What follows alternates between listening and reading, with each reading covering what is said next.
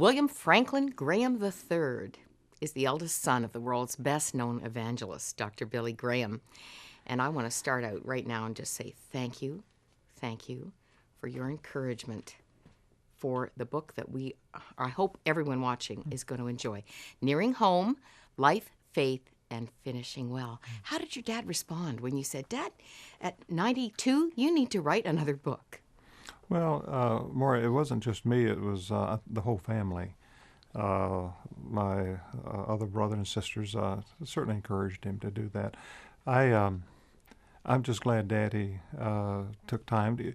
I was a little concerned he wouldn't finish it because he would do it in spurts.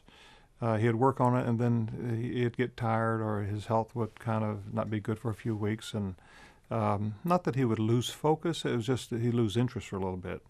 And then, Daddy, how you doing on the manuscript?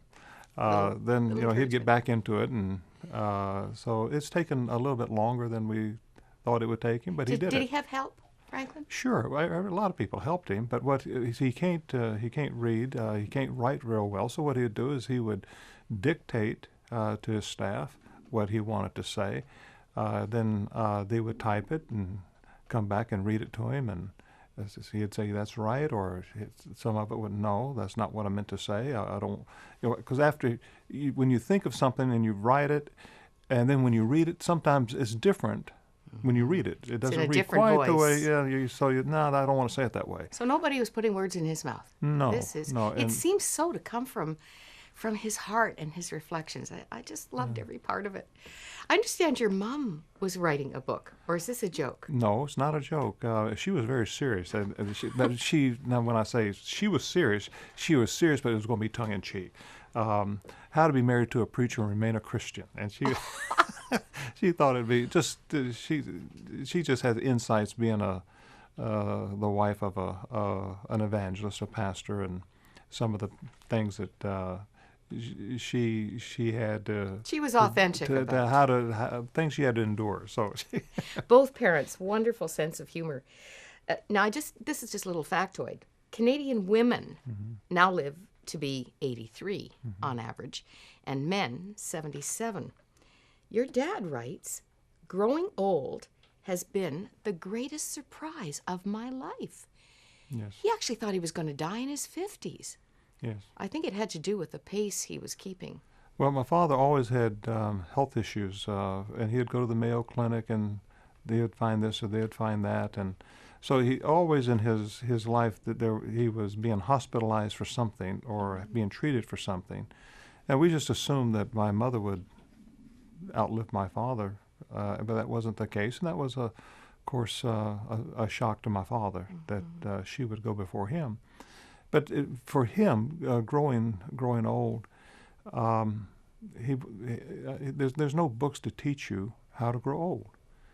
And my father realized that there's so many lessons that he has learned in the last 5-10 years of his life that he wasn't prepared for, that he just wanted to put down and share with the reader, and maybe it would help them as maybe they have parents, or maybe just themselves.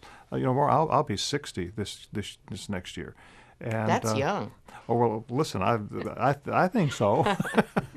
But you realize the clock's ticking, and we're all every day we're just getting older, and are we prepared? We're all living longer.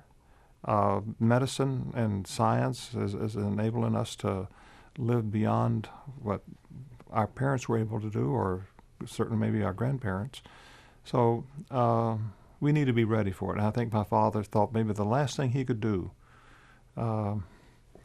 is leave an instruction manual that would have some practical help in it. And just a P.S., it's not just the practical preparation for everything from retirement years to the golden years. We'll talk about that. Your dad has some fun things to say about that. But it's emotional preparation. It's being emotionally prepared. That's right. For the transitions, the changes. Well, all your life, you do things yourself. You provide for yourself just the basic things. And then when you get older, all of a sudden, you're not in a position to do even the basic things. And my father felt that one of the great surprises getting older was the absence of strength. Just the ability to get up out of a bed, the ability to walk. I always tried to encourage my father to walk. I'd go down on Sunday, have lunch with him. Dad, let's take a walk. And we would walk a short ways. Then as he got older, we walked shorter and shorter. Then I tried to, Dad, let's go back up to what we were a few years ago. And you could just see how hard it was for him to take those extra steps. Just the strength. You lose that strength. He says, old age is not for sissies. But he also says, my prayer is that believers in Jesus Christ will walk the last mile of the way triumphantly. Sure.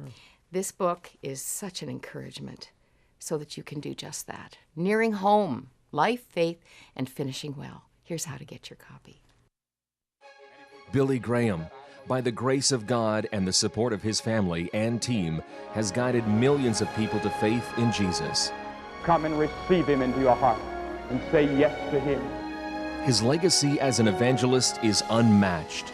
And eternal life does not begin when you die and go to heaven. It begins here and now when you make this choice for Christ. Now in his 90s, he's reaching out with a final message of what it means to finish well in this life. Nearing Home is a moving narrative that speaks to this side of heaven about building strong foundations, facing life's transitions, making wise decisions, and understanding our glorious hope. This offer is our thanks to you for your best ministry gift in support of Crossroads. To order your copy of Nearing Home, visit crossroads.ca, write to us in Canada or the United States, or simply call 1-800-265-3100.